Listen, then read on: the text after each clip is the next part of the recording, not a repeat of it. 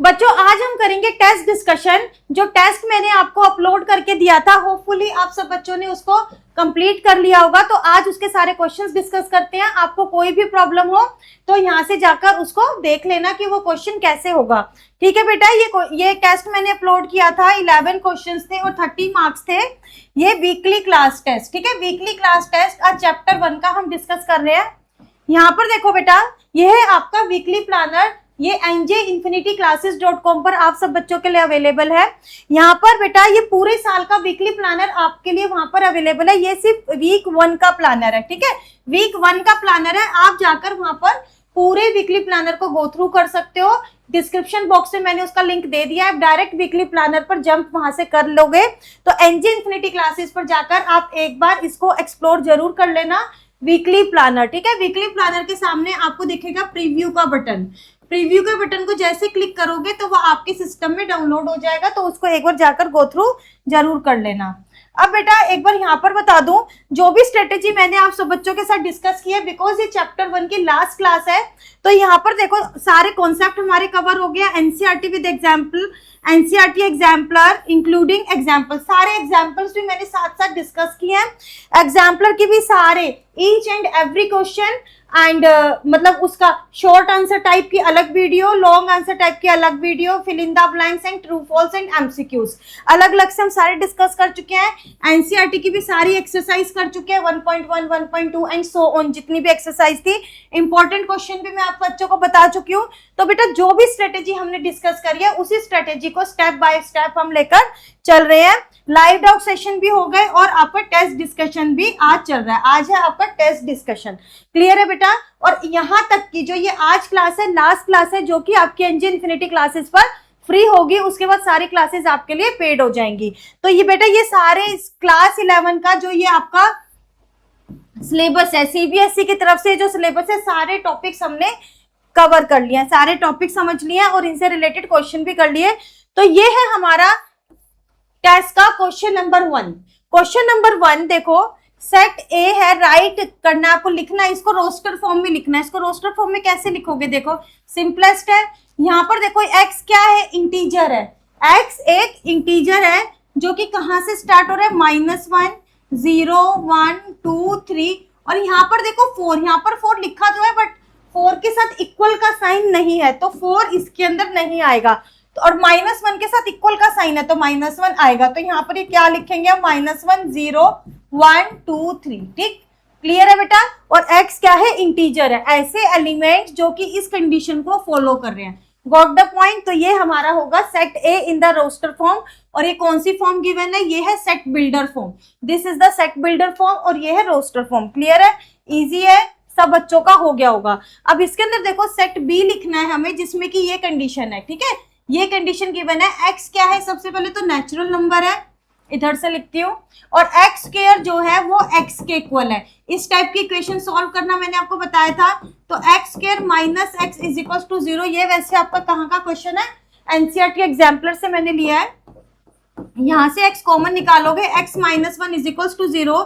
यहाँ से आपको दो वैल्यूज मिल रही है x की, x इज इक्वल टू 1।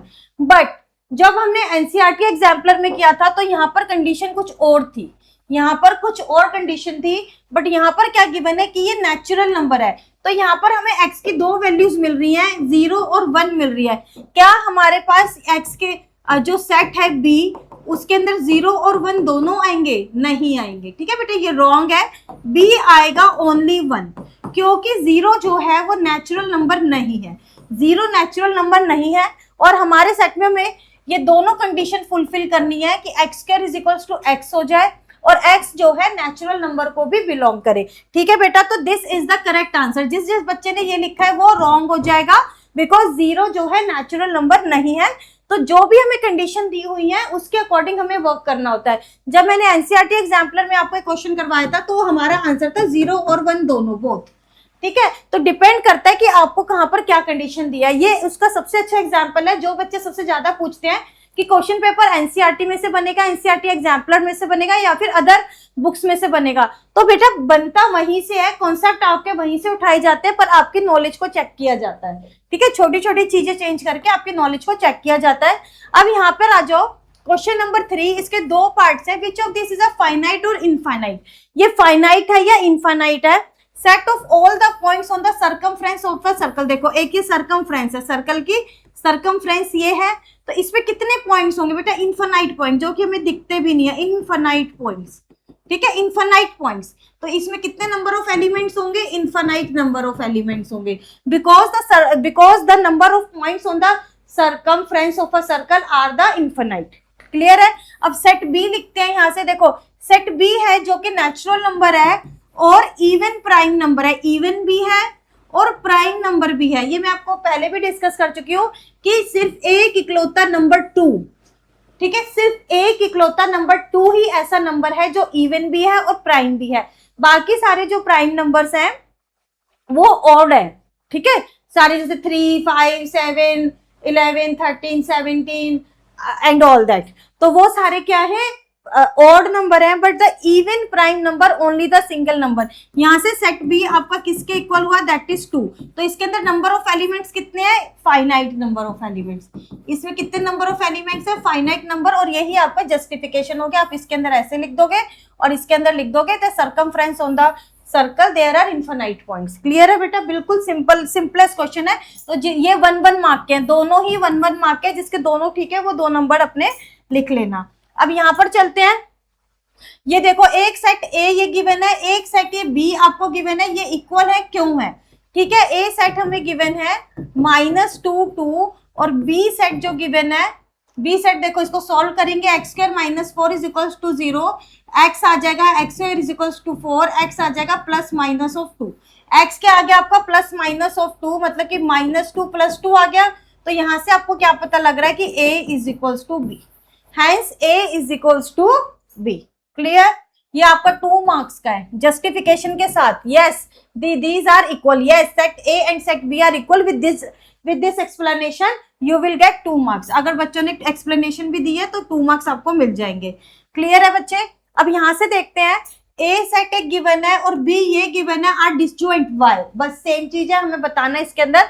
अब इसके अंदर ए तो हमें क्लियर है, बी को हम रोस्टर फॉर्म में एक बार ले आते हैं। देखो नेचुरल नंबर है और 5 6 7, ठीक है, 5 6 7 नेचुरल नंबर क्या होता है? 1 2 3 4 5 6 7 और दोनों जगह देखो इक्वल का साइन है, तो ये दोनों वैल्यूज भी इंक्लूड है। और इन दोनों के बीच में सिर्फ एक ही नेचुरल नंबर है, वो क्या है नेचुरल नंबर? That is 6। तो बी हो गया ये, और ए आपको गिवन है 1 2 3 4। यहां से आप क्या चेक करोगे? A intersection B, A intersection B क्या आ जाएगा आपका?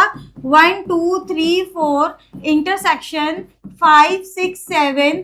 यहां से कुछ कॉमन नहीं है, तो ए इंटरसेक्शन बी किसके इक्वल आ गया? 5। ठीक है, जब भी हमारे पास ए इंटरसेक्शन बी में कुछ भी इक्वल नहीं होता, then we say that this is the disjoint set. Hence A and B are disjoint sets. ठीक है, 2 मार्क्स का आपका है। Hence A and B are disjoint marks. Clear है बेटा? अभी तक बिल्कुल इजी चल रहा है, सारे इजी हैं अगर आपने ध्यान से पढ़ा है। देखो अब ये वर्ड आ गया सिमेट्रिक डिफरेंस। सिमेट्रिक डिफरेंस भी मैंने आपको करवा चुकी हूँ।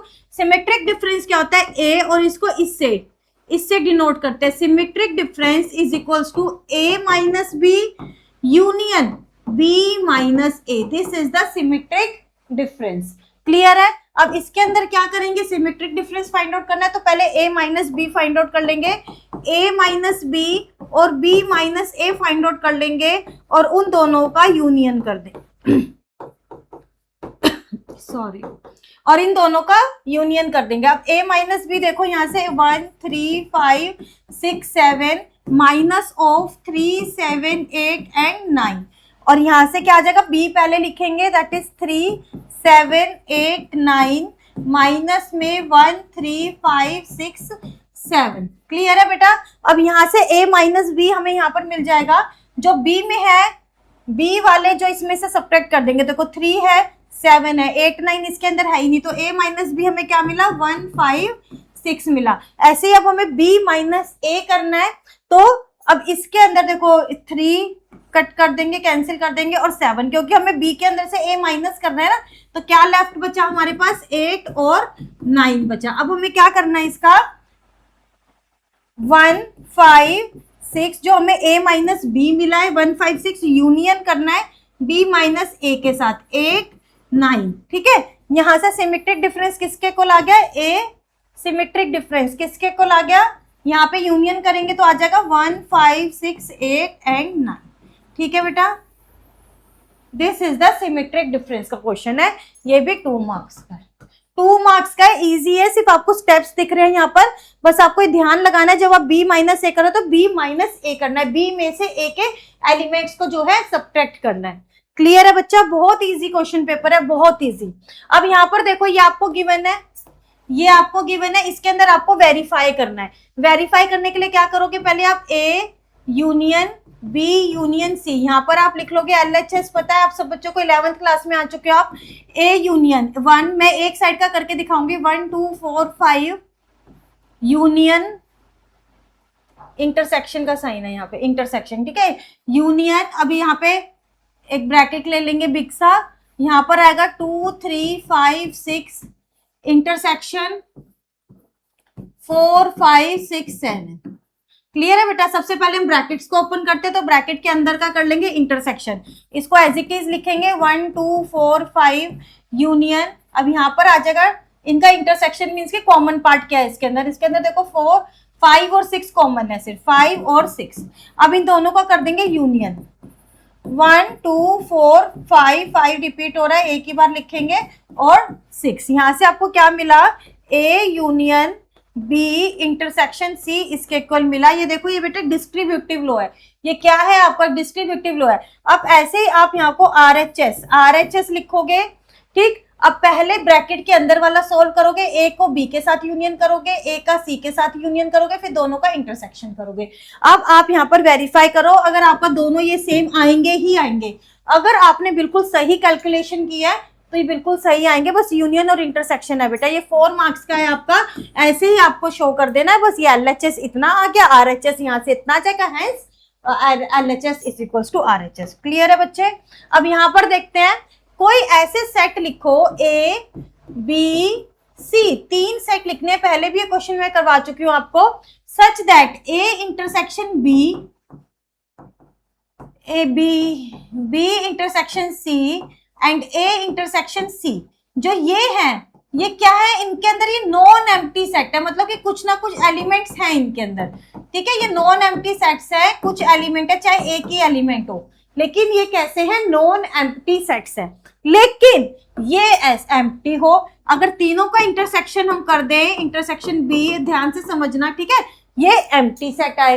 तो यहाँ पर देखो, मैं वेन डायग्राम में भी समझाती हूँ, बिकॉज यहाँ से ज्यादा क्लियर हो जाता है बच्चों को। A B and this is C। अब यहाँ पर देखना, ये A है, ये B है और ये C है। अब यहाँ पे कलर चेंज करते रहते हैं एक बार। यहाँ पर देखो, ये है आपका A इंटरसेक्शन B, ठीक है, A इंटरसेक्शन B का पार्ट ये आ रहा है, A इंटरसेक्शन B। अब अगेन कलर चेंज कर लेते हैं, ये आ रहा है आपका B intersection C, B intersection C. Now again change the color. This is A intersection C. A intersection C. ठीक है, now again change the color.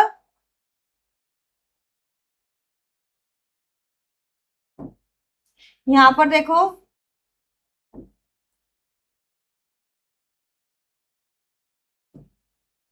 यहां पर देखो, ये क्या है आपका, ये तीनों का इंटरसेक्शन है। देखो ये C की सरकमफ्रेंस है, ये A की सरकमफ्रेंस है और ये B की सरकमफ्रेंस है, ठीक है। तो ये क्या है, ये तीनों का है, A intersection B intersection C। अब वो कह रहा है A इंटरसेक्शन B में भी एलिमेंट हो, इसमें भी एलिमेंट हो, इसमें भी एलिमेंट हो, लेकिन A intersection B intersection C है, वो क्या होना चाहिए, खाली होना चाहिए, वो नल सेट होना चाहिए। तो क्या ले सकते हैं, देखो यहाँ से ध्यान से देखना, A को अगर मैं 1 2 3 4 ले लूं और B को ले लूं, मैं कोई भी 2 एलिमेंट कॉमन ले लेते हैं, 3 4 5 6 ले लेती हूँ, ठीक है। अब यहाँ से आप चेक करो, A intersection B, A intersection B क्या आएगा, जो दोनों में कॉमन है, दैट इज 3 4। यहाँ पर क्या आया, A इंटरसेक्शन B 3 और 4 आ गया।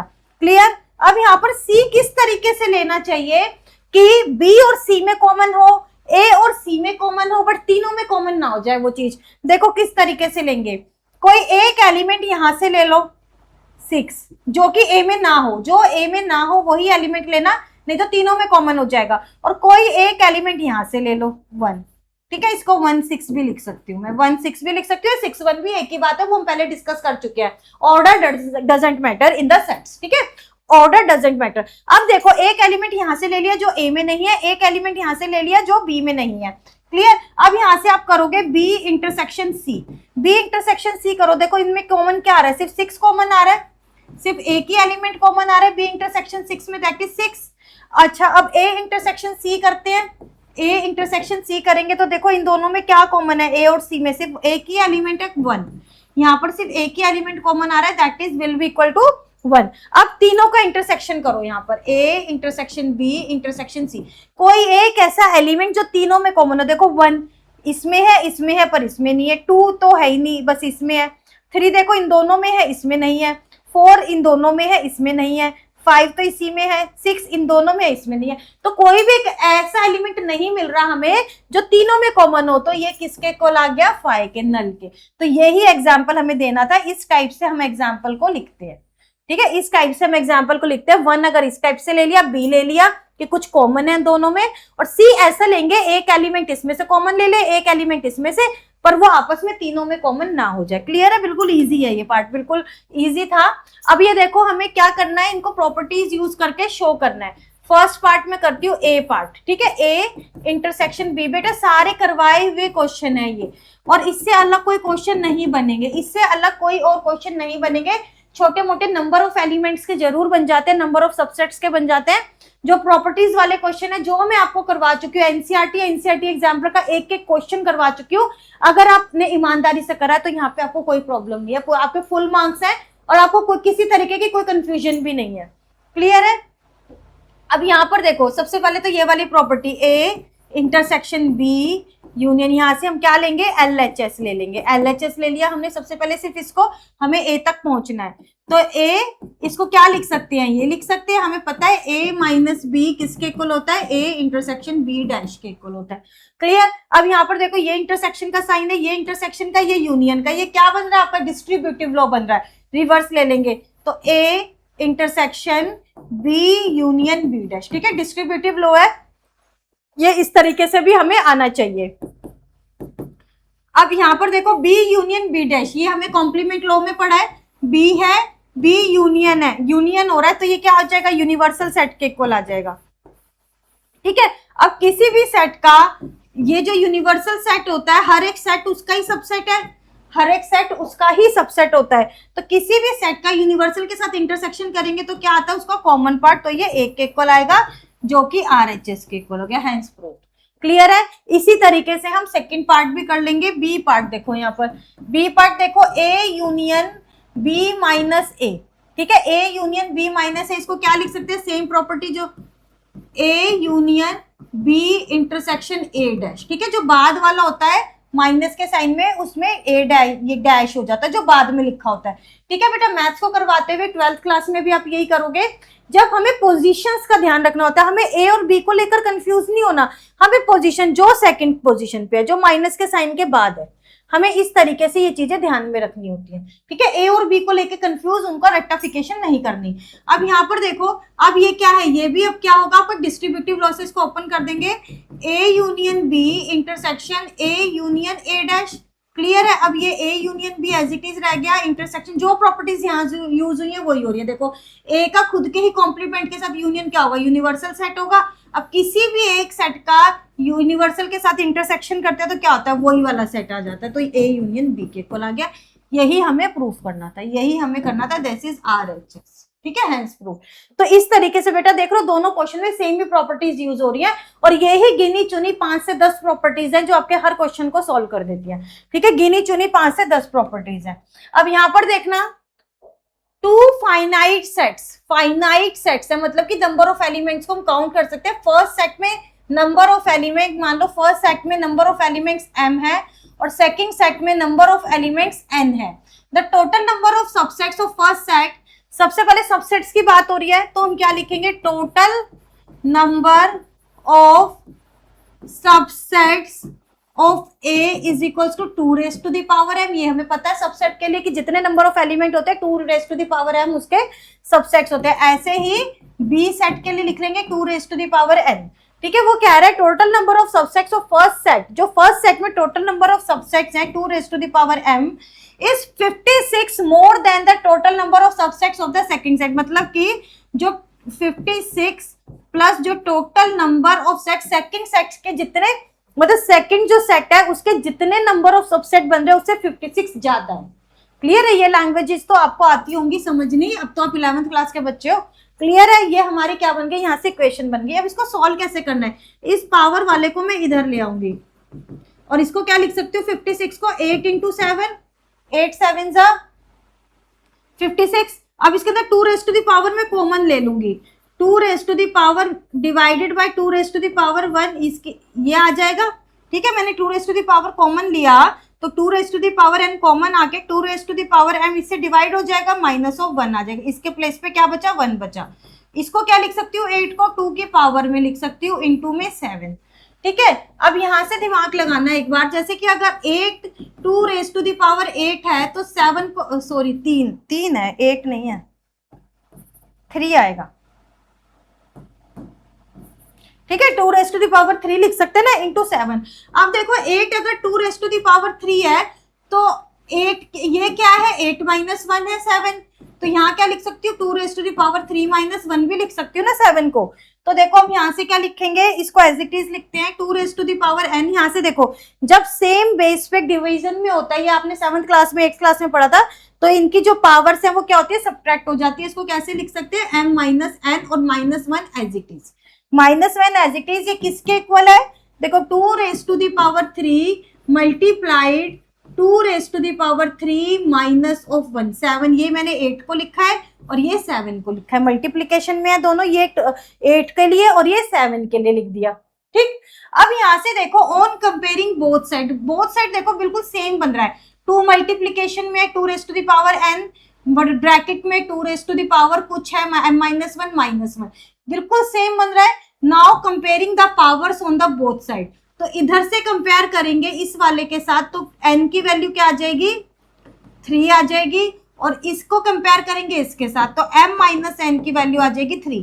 अब n की वैल्यू 3 इसके अंदर पुट कर देंगे, माइनस 3 इक्वल टू 3, तो m आ जाएगा 6। ठीक है, तो दो वैल्यूज हमें कैलकुलेट करनी थी, n इज इक्वल्स टू 3 और m is equals to 6 is your answer.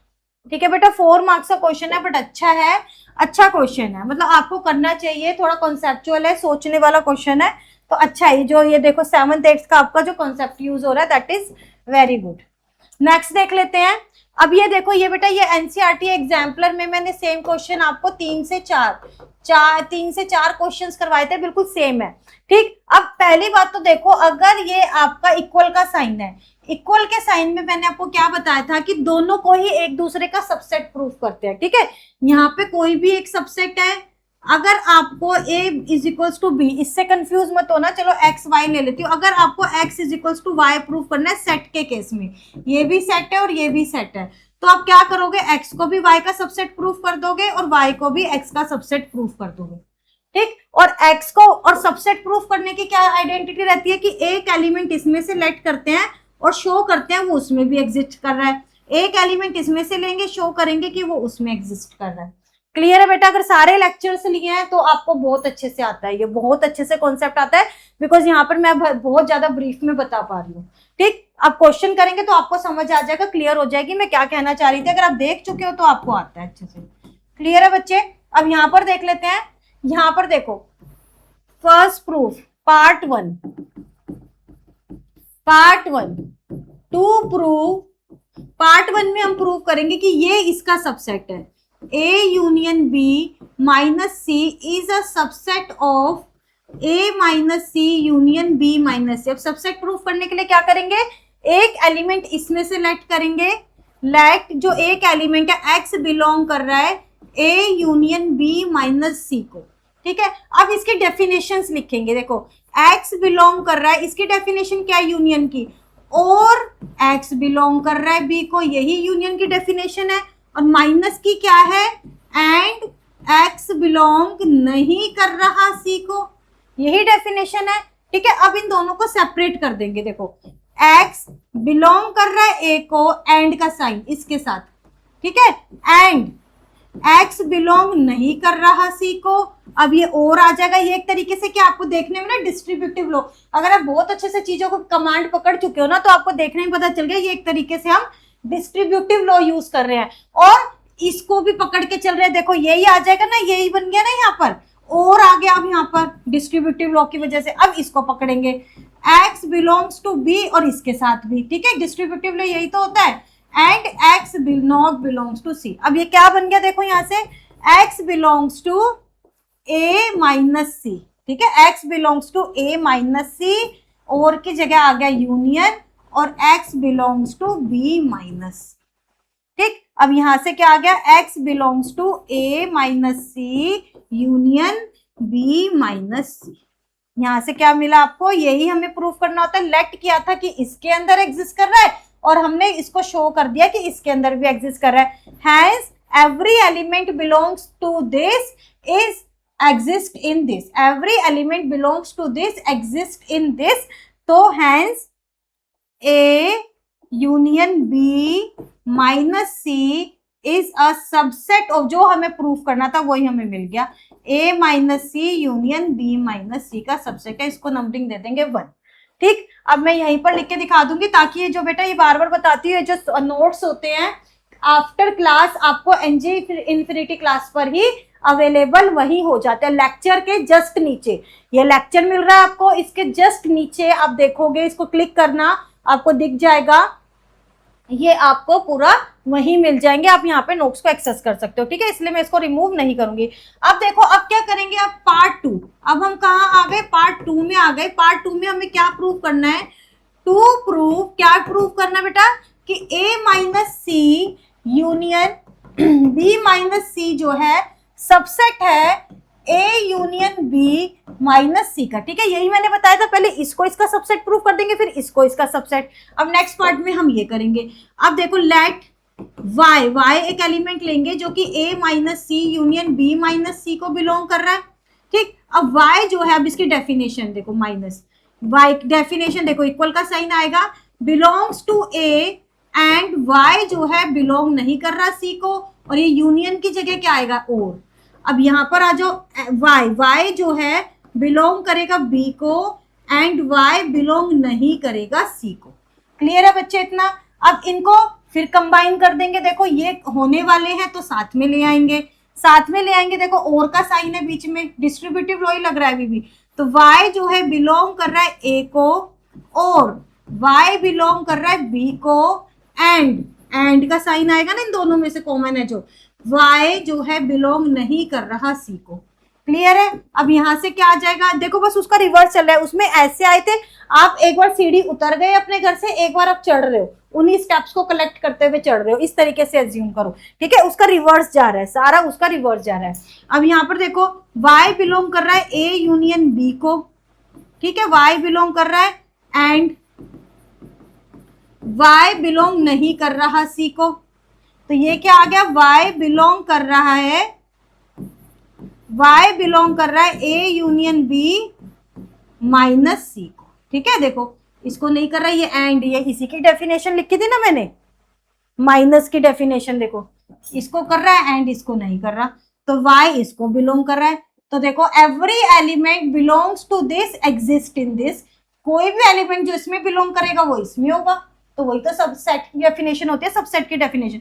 Hence we know that this is the subset of this, यहां से क्या पता चला, a minus C union b minus C is a subset of a union b minus C का subset है, इसको दे देंगे second number. From equation first and second, ये देखो फर्स्ट है और ये सेकंड है, फर्स्ट और सेकंड से हमें क्या पता चल रहा है, these are the subset, this is the subset of this and this is the subset of this, hence this is equal to this, you will write like this, ठीक है, you will write like this, from equation 1 and 2 we get to know that this equals to this। Clear है बच्चे, ये आपका 4 marks का question है।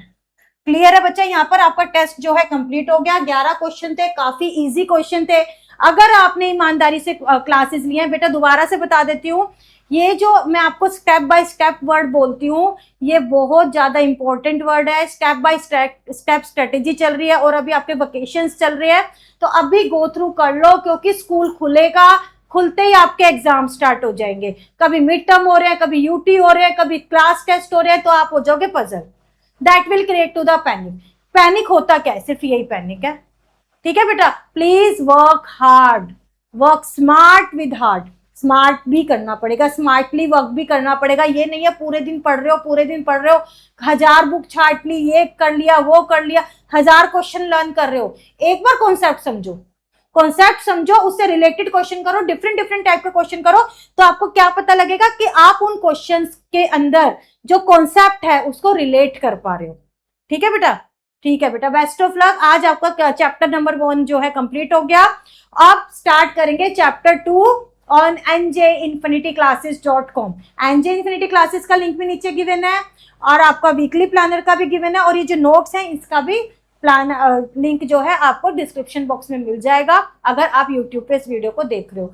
ठीक है बेटा, ये एनजे इन्फिनिटी क्लासेस पर हमारी क्लासेस चल रही है, रेगुलर क्लासेस हैं, इनको जाके एक बार एक्सप्लोर कर लो। 999 सिर्फ 999 सिर्फ एक बार पे करना है, 999 सिर्फ एक बार पे करना है पूरे साल के लिए। और अगर जितने भी वीडियो आपसे मिस हो चुके हैं अभी तक, तो आप इनको भी एक्सेस कर सकते हो। ठीक है, इनको आप देख पाओगे, ये वहां से डिलीट नहीं होंगी। टिल 31 जुलाई 2027 आप अपना कोर्स एक्सेस कर सकते हो। क्लियर है बच्चे, कोई दिक्कत नहीं है आपको। 999 में फुल प्रिपरेशन है, एग्जाम के लिए प्रिपरेशन है, एनसीईआरटी एग्जाम्पलर। वो तो एनसीईआरटी एग्जाम्पलर से बच्चे इतना भागते हैं ना, लेकिन मैं अभी बता दूं आपको, वो मोर देन सफिशिएंट है। अगर आप उसका एक एक क्वेश्चन कर लोगे ना, वो मोर देन सफिशिएंट है। उसके बाद आप एक्स्ट्रा, मतलब ये जो मैंने आपको करवाए ना, ये एक्स्ट्रा क्वेश्चंस थे। लेकिन अगर जो बच्चा एनसीईआरटी और एनसीईआरटी एग्जाम्पलर बहुत ईमानदारी से करके आया ना, उसके लिए कुछ भी नहीं था ये टेस्ट। एक्स्ट्रा थे, अलग थे क्वेश्चन एनसीईआरटी और एनसीईआरटी एग्जाम्पलर से, पर कुछ भी नहीं था बेटा। सीबीएसई जो खुद है वो खुद प्रिस्क्राइब करती है एनसीईआरटी और एनसीईआरटी एग्जाम्पलर को, और उसका सिलेबस भी प्रिस्क्राइब्ड है, तो कोई ऐसी टेंशन वाली बात नहीं होती, और सब कुछ यहाँ पर आपको करवाया जाएगा। तो जल्दी से जाके कोर्स को एक्सेस कर लो। Thank you so much, bye.